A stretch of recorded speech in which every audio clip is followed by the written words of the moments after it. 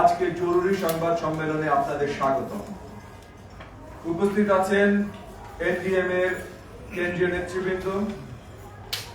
পরাজিত আওয়ামী শক্তির যে আস্ফালন আমরা গতকাল গোপালগঞ্জে দেখেছি, তার নিন্দা জানানোর ভাষা আমাদের নাই। সরকারের ব্যর্থতা এবং এনসিপি নেতৃবৃন্দের রাজনৈতিক অপরিপক্কতা সব মিলিয়ে গতকালের ঘটনায় পুরো জাতির কাছে ভুল বার্তা গিয়েছে। দায়িত্বশীল রাজনৈতিক দল হিসেবে দেশের সার্বিক পরিস্থিতি নিয়ে আমাদের উদ্বেগ এবং পরিস্থিতির উন্নতির জন্য আমাদের সুপারিশ নিয়ে আজকের এই সংবাদ সম্মেলনের আয়োজন করা হয়েছে।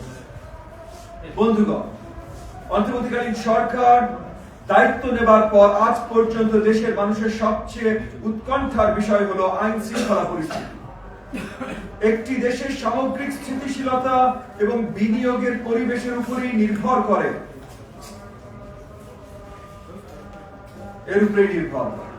ফ্যাসিস্ট আওয়ামী সরকারের রেখে যাওয়া দলীয় ক্যাডার নির্ভর প্রশাসন এবং আইন শৃঙ্খলা বাহিনী দিয়ে 5ই আগস্ট পরবর্তী বাংলাদেশের মানুষের সামগ্রিক নিরাপত্তা নিশ্চিত করা কঠিন হলেও অসম্ভব ছিল না। তবে সরকার প্রশাসনকে আওয়ামী মুক্ত করতে কার্যকর কোনো পদক্ষেপ গ্রহণ করে নাই বলেই জাতীয় রাজস্ব বোর্ডে বিদ্রোহ হয়েছে।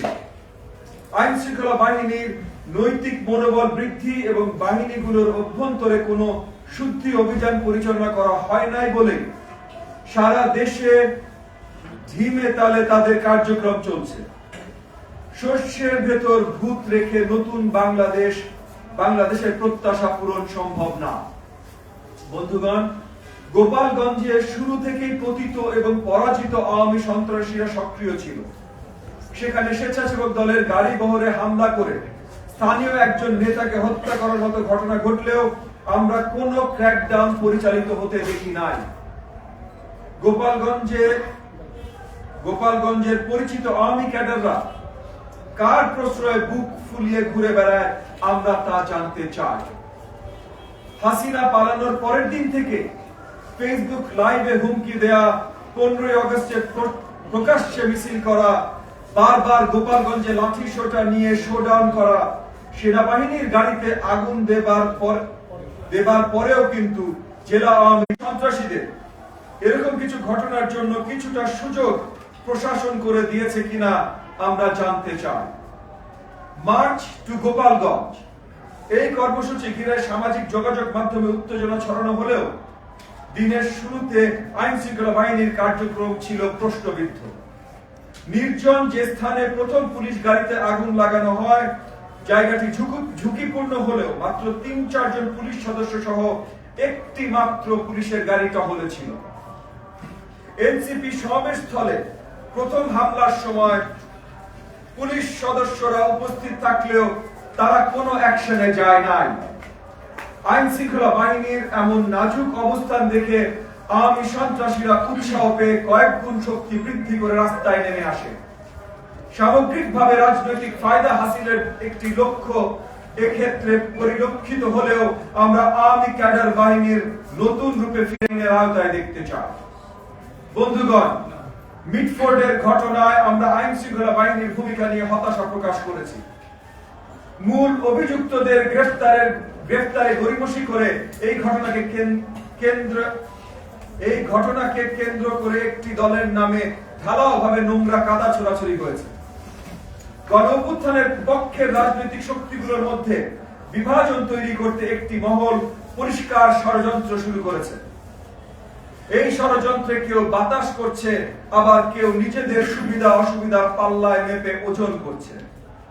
হাসিনা পতনের যুগপৎ আন্দোলনে নেতৃত্ব দেয়া বাংলাদেশ জাতীয়তাবাদী দল বিএনপিকে রাজনৈতিকভাবে কোণঠাসা করার কূটকৌশল পরাজিত আওয়ামী ফ্যাসিবাদদেরকে মাঠে নামতে উৎসাহ দিচ্ছে।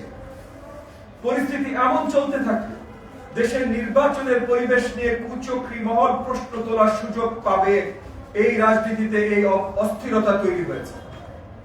প্রিয় সাংবাদিক বন্ধুগণ, সরকারের প্রতি আহ্বান জানাচ্ছি দেশব্যাপী কমিউনিটি পুলিশিং কার্যক্রম বৃদ্ধি সহ নিষিদ্ধ ছাত্রলীগ এবং আওয়ামী ক্যাডারদের গ্রেফতার করতে চিরুনি অভিযান পরিচালনা শুরু করা হোক।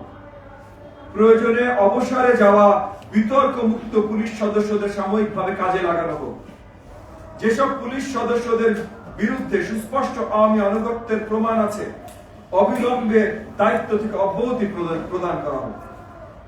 একই সাথে আমাদের প্রধান দাবি অবিলম্বে আগামী জাতীয় সংসদ নির্বাচনের তারিখ ঘোষণা করা হোক।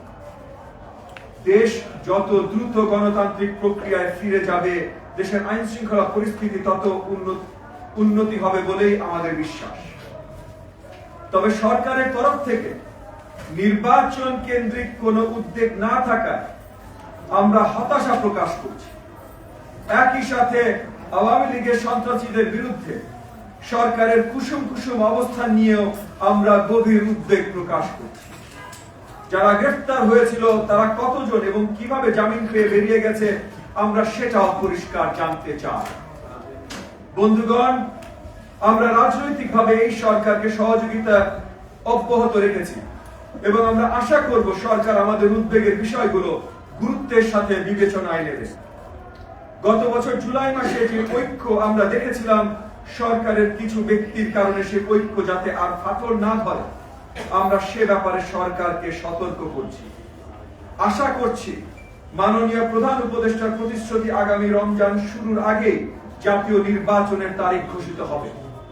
একই সাথে সর্বশেষে শক্ত নিন্দা জানাচ্ছি যে শহীদ আবু সাইদ দিবস যেদিন আমাদের পালন করবার কথা, সেদিন আমাদের গণমাধ্যমে এবং জাতির কাছে সবচেয়ে প্রশ্নবিদ্ধ হয়েছে গোপালগঞ্জে এই ধরনের সন্ত্রাসমূলক কর্মকাণ্ড।